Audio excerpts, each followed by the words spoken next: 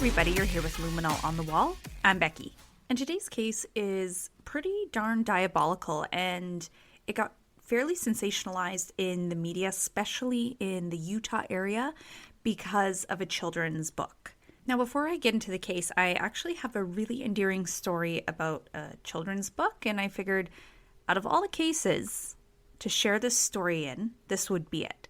So as we know, my lovely sister Beverly just had a baby boy, and about 2 weeks ago, my mother-in-law wanted to go meet the baby.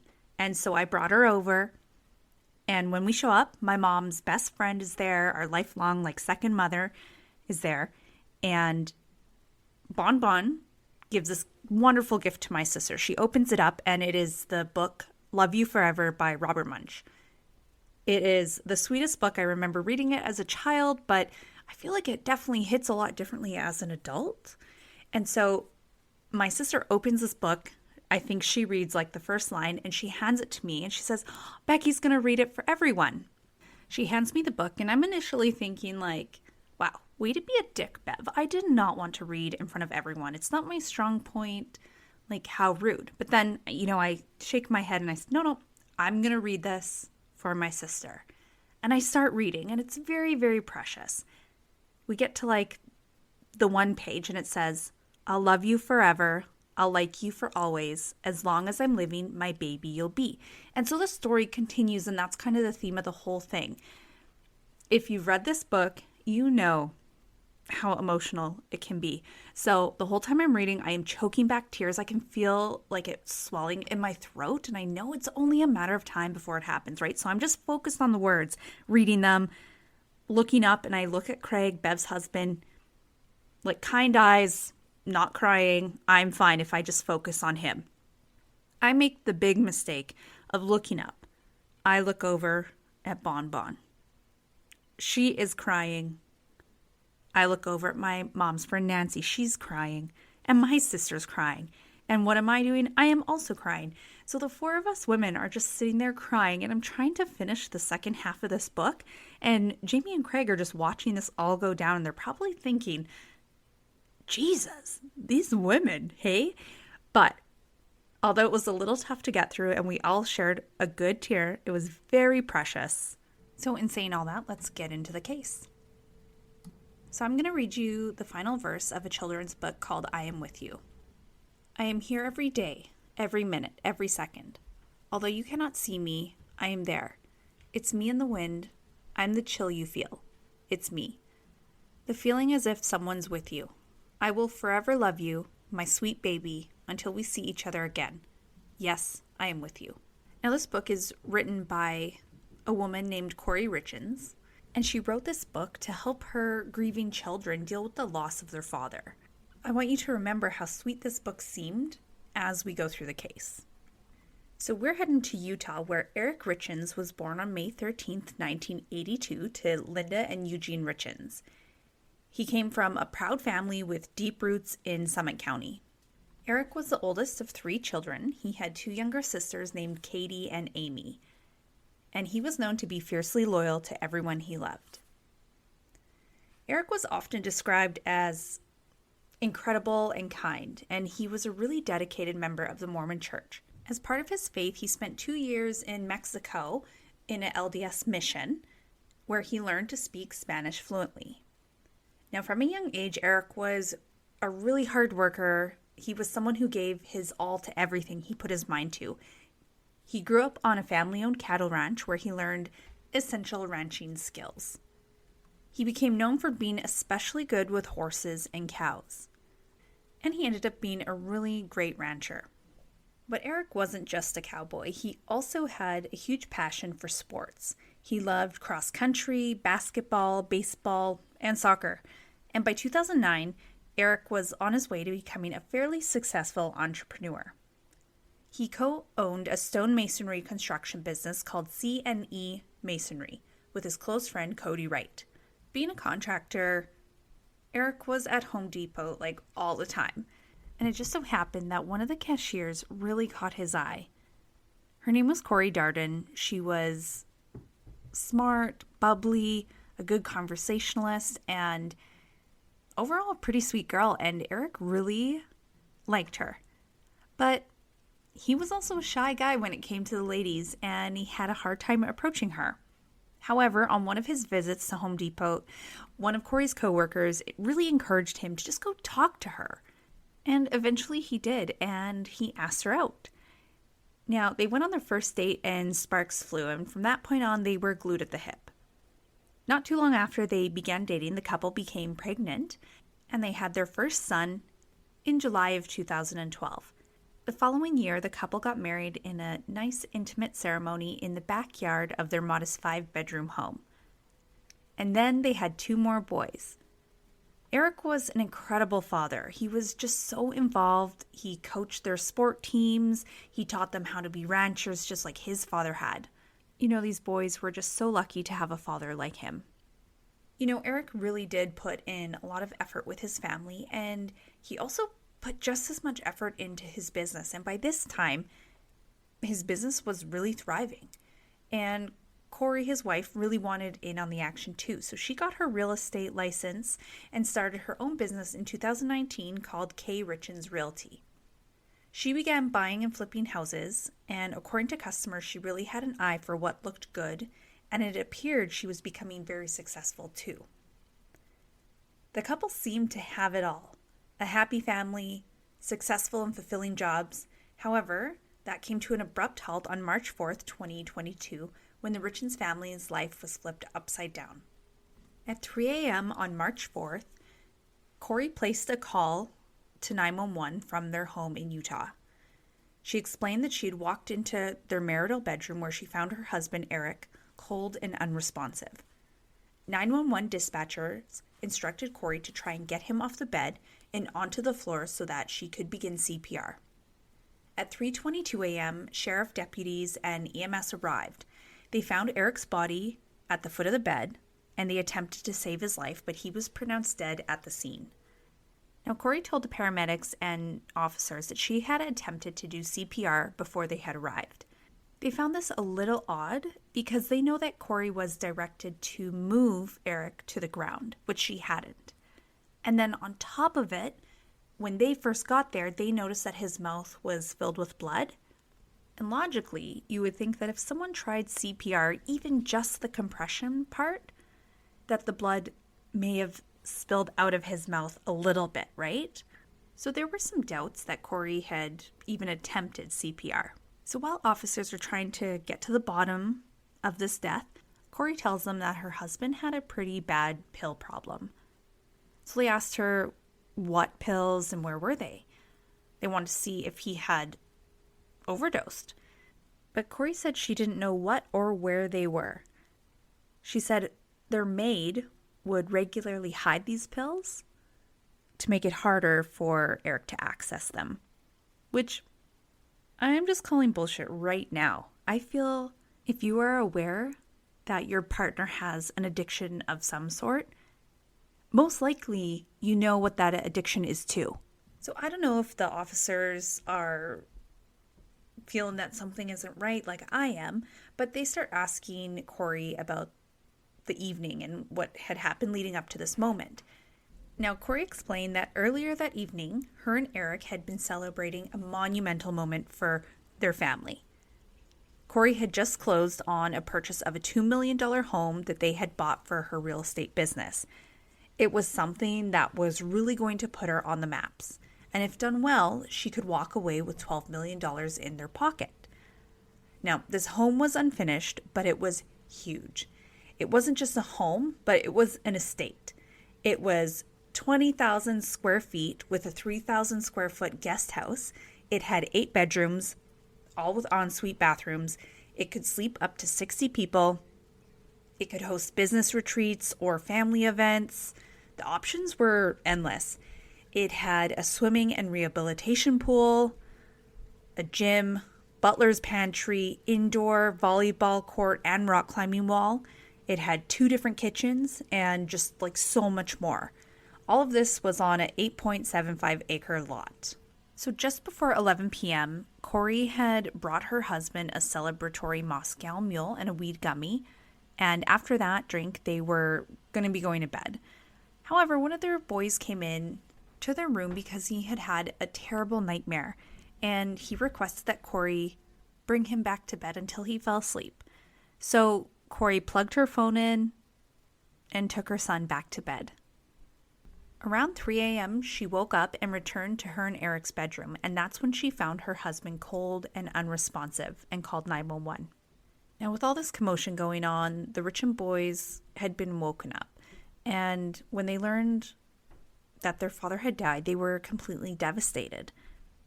The investigators noticed a lack of emotion coming from Kouri.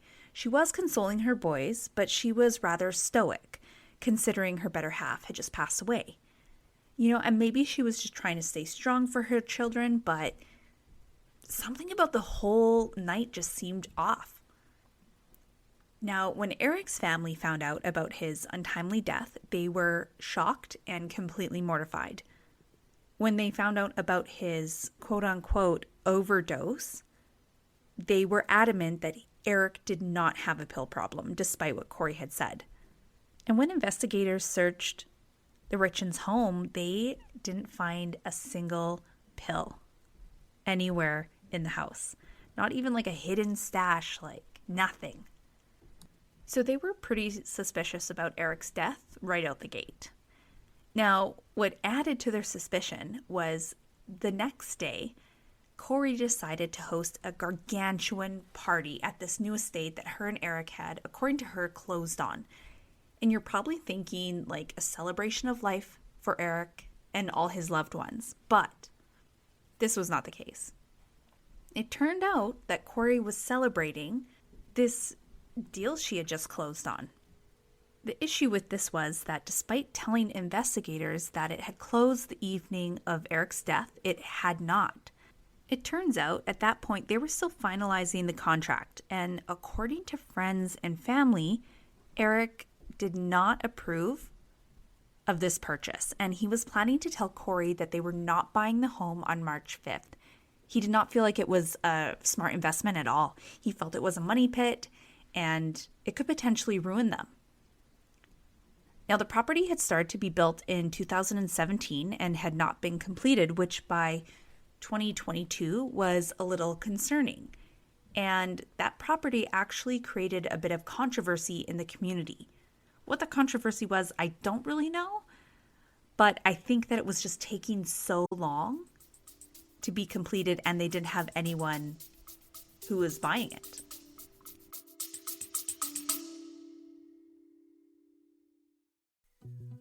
Hello, my name is Kristen Riguidel, and I'm a licensed insurance broker across Canada and in the United States. But I want to ask you a question. Is life super predictable?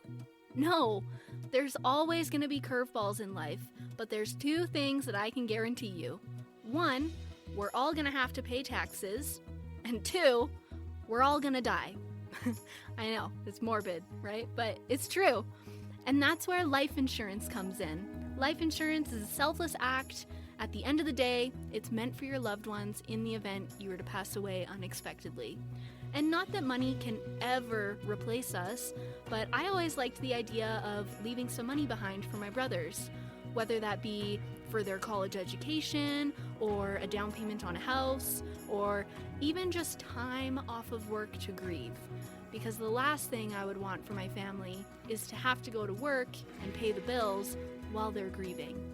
And so life insurance gives you the peace of mind that no matter when you pass away, your loved ones are taken care of. With flexible plans, affordable premiums, and coverage that fits your unique needs, I do the shopping around for you so that you can get the protection without the hassle.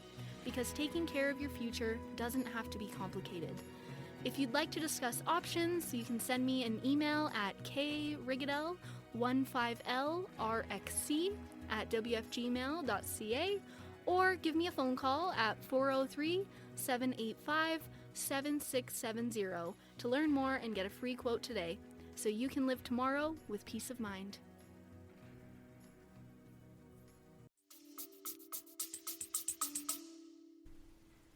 Now, at this celebration party, Kouri did not behave like a stereotypical newly grieving widow.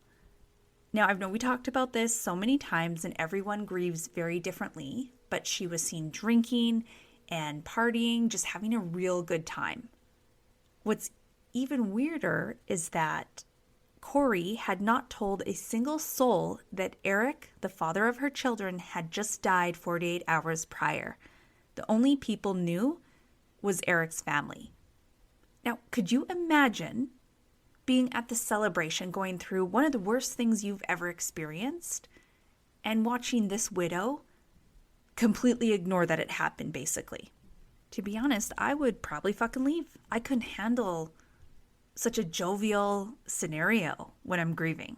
Now, I'm not sure what led up to this event, but ultimately, Kouri ended up asking Eric's sister Katie to leave the party so that she could grieve in peace.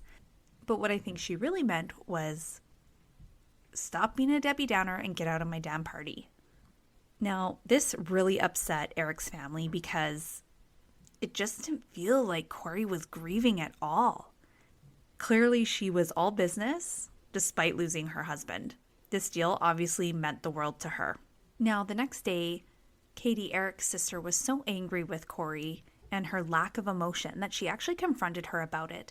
And ultimately, they got into a huge fight. During this argument, Katie told Kouri that she would no longer be allowed to live in the family home. And it was that moment that everything changed for Kouri. This was the moment that she learned that Eric had made his sister, Katie, power of attorney before he died. And on top of that, he had written Kouri out of his will. At that moment, Kouri was totally gobsmacked. She had been under the impression that Eric's estate would be left for her. Upon hearing this, Kouri became completely enraged and physically assaulted Katie, and the police were called to their home. No one was arrested, but they were separated. Less than 3 weeks later, on March 28th, Kouri filed a lawsuit against Katie. Kouri told the courts that when her and Eric got married, she signed a prenuptial agreement, and it stated that in the event of his death, she would get his entire estate, which at that point was worth $3.6 million. So both women have two very different valid pieces of paperwork, right? And I thought to myself, how would the courts decide and deem this like fair? Now, what I read and understood is that prenups are more valuable when you get divorced for protecting your assets that you had going into the marriage.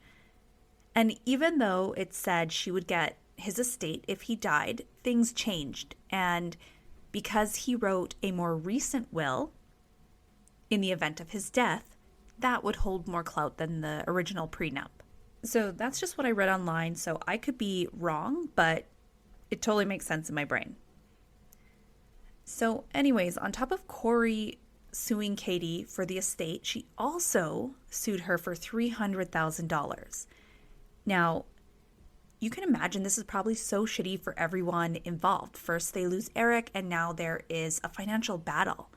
And that is the last thing any grieving family should be going through.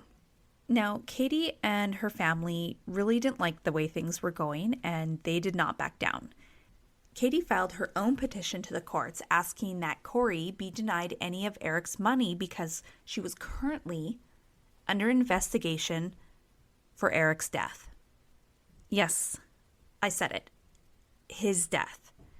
Now, in this petition, Katie also stated that Kouri had been stealing money from Eric to buy the houses she had been flipping, and in addition, had made over $30,000 of charges to his credit card without his knowledge.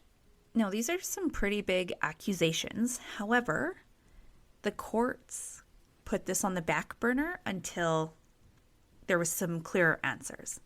So let's circle back to the fact that I said Kouri was now being investigated about Eric's death.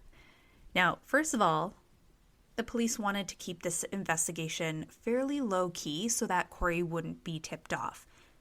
But there were a couple things that led detectives in this direction right away. Kouri had told investigators that Eric had a pill problem, as we know, but every other person in Eric's circle was adamant that he didn't do any drugs. So when the autopsy and toxicology screening came back, It was clear he had 5 times the lethal dose of fentanyl in his system. The medical examiner was able to determine it was not medical grade, but it most likely came from the streets. And because of this, they deemed his cause of death as poisoning. On top of that, when Eric's family first learned that he had died, they told investigators that Kouri was most likely responsible for his death. And the reason for that was Eric himself had confided in his friends and family by saying that if anything happened to him, that they needed to look into his wife. He was actually very blunt in telling them that he thought Kouri was trying to kill him. He explained he believed she had tried 2 other times to kill him. Once 3 years prior, while they were in Greece on vacation, he had become very ill after drinking a beverage Kouri had made him. He had gotten so sick that he became concerned for his life, and he called his sister from Greece to tell her. He ultimately recovered, but it was in the back of his mind. The second time was only 3 weeks before his death on Valentine's Day. He had gotten so sick, and he felt like his body was shutting down, and this was after Kouri had made him a sandwich. He ultimately decided to use his son's EpiPen and took a bunch of Benadryl to help him breathe. This was really concerning for everyone because he was only 39 years old and he was a really healthy guy and had no underlying health conditions, so this shouldn't be happening. So after hearing all this, the detectives take these claims really seriously and they begin an investigation into Kouri. And in this process, they learned that there was some shit going on in their marriage. They learned that in the months leading up to Eric's death, there were court documents between Eric and Kouri that were disagreeing about buying this giant property. In September of 2020, Kouri had taken out a $250,000 line of credit against the family home by forging Eric's signature. She spent it and then in addition withdrew $100,000 from Eric's personal bank account. A couple months later, in October of 2020, Eric rewrote his will to remove Kouri off of it and made Katie the executor. At that time, Eric had also contacted a divorce attorney as well as an estate planning lawyer. Now, keep in mind, this was a year and a half before Eric was found dead. So I personally am kind of curious why he didn't follow through with a divorce, considering this was a huge financial betrayal by Kouri. Now, some people might judge this, but we know that Eric was a devout Mormon. And looking back on a couple of our previous cases, divorce is not a commonly used word in that religion. So I wonder if that was a factor. Or, a lot of people put up with just lots of bullshit when they're in love or think they're in love, I don't know. I'm curious why he stayed with her, especially, warning his family that if something happened to him, look at her. I'd be curious to know what he was thinking. But anyways, investigators also learn that Kouri's business was in a little bit of financial distress. She had approximately $3 million in debt associated with flipping houses. Her bank account was empty, and she also had not paid her taxes on part of her income, and at that point had owed over $130,000 to the government. They also learned that Kouri was in the middle of a lawsuit. She was being sued by a family that had bought one of her flipped homes. You see, the family ended up having health complications not long after moving in, and they went on for like a year and a half like this until they finally realized there were hazardous levels of toxic mold found in their home. There were also issues with the quality of workmanship done on the home. Eventually, the family had to move out of their newly bought home because of their health. They were forced to rent a home while still paying the mortgage. Now, this was a huge financial strain on them. They couldn't just sell their home without fixing this expensive issue. But they also just bought this home and were cash poor. So they were suing Kouri because they wanted her to pay to fix the home as well as their incurred medical expenses. So you can see at this time how financially strapped Kouri is. And I wonder if Eric knew this. Probably not. But anyway, she seems awfully desperate to make these things just disappear. So throughout the investigation, police learned that Eric and his business partner Kouri each had $2 million life insurance policies with each other as the beneficiaries. They did this so that in the event that one of them died, they would be able to buy that person out of their half of the business, and so that no random person was coming in to take half the business over. Now, Kouri happened to gain access to this policy, and she had changed the beneficiary to herself on Eric's policy. In January of 2020, Kouri was alerted by the policyholder that there were some changes made, and he informed Eric. And pretty quickly, Eric changed it right back so that, his business partner, really good friend, wouldn't be screwed over if he died. Then in January of 2022, the same year that Eric died, just 3 months before, they learned that Kouri had opened multiple life insurance policies on Eric, adding up to $2 million. And Eric had no clue. And of course, she was the beneficiary on them. Now, clearly Kouri was pretty money hungry and in financial trouble. And to any crime fanatic, this is what we would call a motive. But at the end of the day, it is not direct proof that she killed her husband. It is just very coincidental.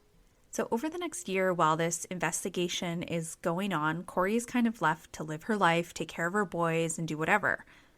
And during that time, investigators speak to more witnesses and get search warrants for all the phones, computers, and other electronics in the Richins home. Once they sifted through all the emails, text messages, phone calls, and internet searches, the police found some pretty incriminating stuff. Evidence that strongly supported what everyone had thought, that Kouri killed Eric.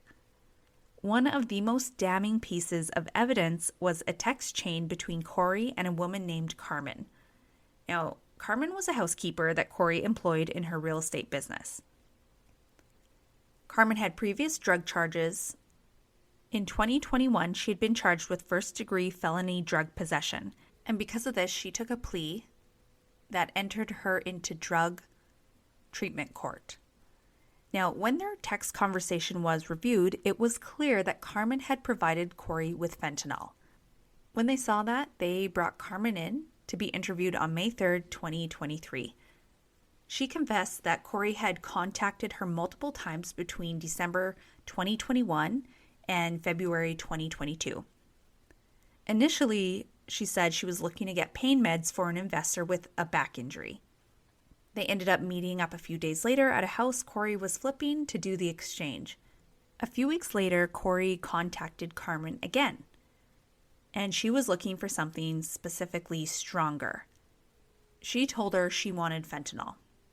So she ended up buying $900 of it on February 11th. Now, that was only 3 days before Eric told his family he got really sick where he had to take the EpiPens and Benadryl just to be able to breathe. Carmen then said Kouri contacted her again on February 26th, where she requested another $900 worth of fentanyl. Carmen said she dropped off the drugs at one of the houses that Kouri was flipping, and she left the drugs in the fire pit. Now, after hearing Carmen's interview, it completely matched their text message exchanges. And they really did believe that Carmen was telling the truth. Now, in addition to these text messages, the police also found some pretty interesting internet searches that were deleted from Kouri's phone, such as lethal dose of fentanyl, and how long does life insurance take to pay out? Is poisoned labeled on the death certificate? Okay, so I don't know about any of you, but just reading that out loud is giving me Karen Reed trial vibes, how long to die in the cold. Anyways, if you don't know what I'm talking about, go YouTube it. It's crazy. Pretty sure Karen Reed is being framed for the death of her boyfriend. But If you got any questions, let me know. I feel pretty well versed in it. But anyways, we'll get back to the case. So what's really, really sad is when the investigators start looking at the activity on her phone, especially from the night that Eric died, is Kouri was on her cell phone between 11 p.m. and 3 a.m. texting Carmen, her drug dealer. She initially told investigators that she was consoling her son from a nightmare. But that was just a goddamn lie, wasn't it? This also means that if she wasn't responsible for his death, and there was truly an unknown medical emergency, she would have been around to notice and should have called 911. But let's be real, that's not what happened. I think this shows to everyone that she didn't do anything because her plan was to kill her husband. Now, after reviewing all this evidence, investigators felt that they had enough to go and apply for an arrest warrant. So while they're figuring that out on the back end, on March 5th, 2023, Kouri went on the local news station Good Things Utah to promote her new children's book called Are You With Me? If you can remember, I read one of the paragraphs from that book to you at the beginning of this podcast. Now, this book was published and released exactly 1 year after Eric's death. Now, during Kouri's interview with the TV host, she explained that the inside cover had a dedicated page to her late husband, Eric, and it said, "To my amazing husband and wonderful father." Kouri shared with the host that after her husband had passed away, her children needed something to help deal with their big emotions after losing their father. When she shopped around, she couldn't find anything that related to the grief her children were feeling, so she made her own book. Now, the book was made with the 3 C's of grief, which maybe I haven't done enough grieving in my life, but I didn't know that was a thing, or if maybe she made it up. Anyways, the first one is connection, keeping memories alive. Then continuity, routines for children dealing with grief. Care, affirm your child's feelings and let them know it's okay to feel those emotions. Now, overall, this is a good idea for a book and for children who are going through grief or have lost a parent. But honestly, how diabolical can one person be? You write a grief book for your children after you killed their father, and then probably trying to profit off of this. Like, she's literally the worst. So 3 days after the book was published and her interview was aired, on March 8th, 2023, Kouri Richins was arrested and charged with 9 felonies, including first-degree aggravated murder, attempted murder, and several other financial crimes. Now, as I said, this case was fairly sensationalized through the media. No one believed that anyone could be so maniacal to kill their husband and then write a book about the grief. Because of the publicity of the crime, a gag order was applied to the case to ensure as fair of a trial as possible. Now, while waiting for trial, Kouri's lawyer argued that she should be released on bail while waiting. They argued that she was not a flight risk because she would never leave her children. And because of the investigation, she didn't actually have any financial resources and therefore had no means to go anywhere. In fact, if out on bail, she would be 100% reliant on her family for everything. But somewhat recently, in November of 2024, Kouri Richins was denied bail. And the judge's reasoning for that was Eric's family had been granted guardianship of Eric and Kouri's children, and they ultimately would not allow them to see Kouri. And therefore, her biggest motivator to stay put had been taken away. Also, the crimes that she is accused of made her fairly high risk to her community and herself. And so for those reasons, the judge denied it. And I don't think anyone who is charged with first-degree murder should ever be let out on bail. Now, more recently, in March of 2025, Kouri's lawyers and the prosecution both agreed to apply to have her case moved to Salt Lake City County. But in April of this year, their request was denied because it did not meet the criteria for a trial to be moved. I'm not personally too sure what that criteria is, but she didn't meet it. But her lawyers are appealing this decision. So, originally, her trial was to start in late April of this year, but since the defense is appealing this decision to have the trial relocated, the trial got pushed back, and it's unknown when it will begin.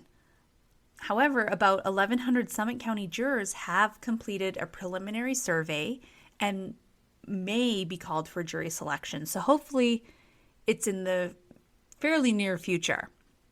Now, I'm sure there is more evidence and more information to come up during this trial, and I hope we're able to view it live. Now, I know in a court of law we are technically innocent until proven guilty.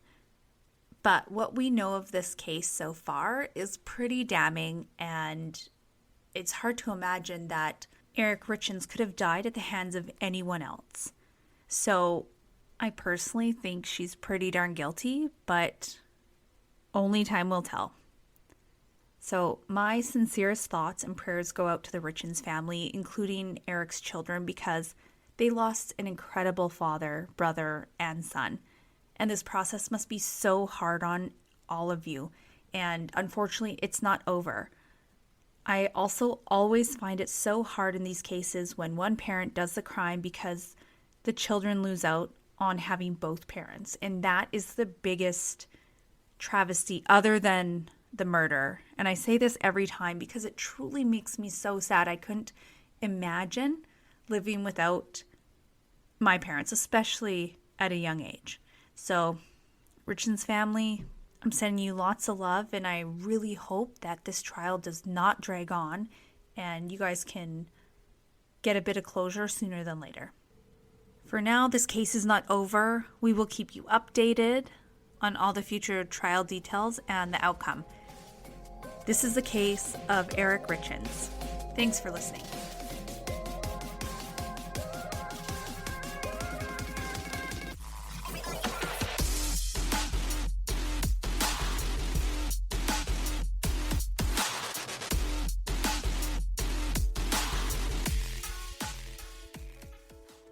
And just your weekly reminder to download our weekly episodes, follow us on Spotify or Apple Music or whatever streaming platform you listen to us on, and give us a follow on our social medias. You can find us at Luminol on the Wall. Can't wait till next week.